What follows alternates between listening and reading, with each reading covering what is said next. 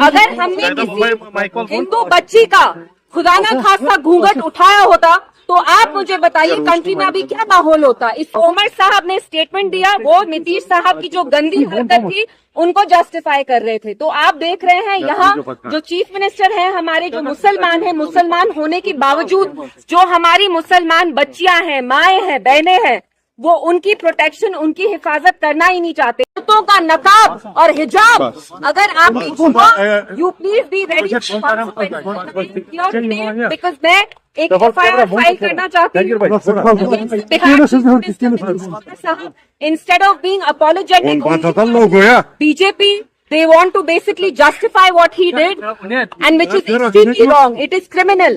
अगर हमने किसी हिंदू बच्ची का खुदा न खास्ता घूंघट उठाया होता तो आप मुझे बताइए कंट्री में अभी क्या माहौल होता। इसलिए मैं यहाँ आई हूँ, हम थाने तक जाएंगे, Kothibagh police station, where we'll be filing an FIR against the Chief Minister of Bihar.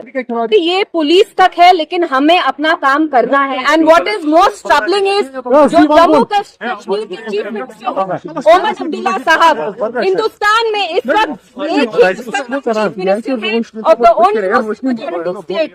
जब नीतीश साहब ने ये इंडिसेंट एक्ट किया, हमने देखा ओमर साहब ने 2 दिन तक स्टेटमेंट तक नहीं दिया। जब ओमर साहब ने स्टेटमेंट दिया, वो नीतीश साहब की जो गंदी हरकत थी उनको जस्टिफाई कर रहे थे। तो आप देख रहे हैं यहाँ जो चीफ मिनिस्टर हैं हमारे, जो मुसलमान हैं, मुसलमान होने के बावजूद जो हमारी मुसलमान बच्चियां हैं, माएँ हैं, बहनें हैं, वो उनकी प्रोटेक्शन, उनकी हिफाजत करना ही नहीं चाहते। इसलिए I felt it is my duty as a young Muslim woman to come here today to express solidarity with this doctor and also make sure that the dignity and identity of our Muslim women, and not just Muslim women, all women across India, we have the right to choose what we want to wear with our hair, with our heads held high.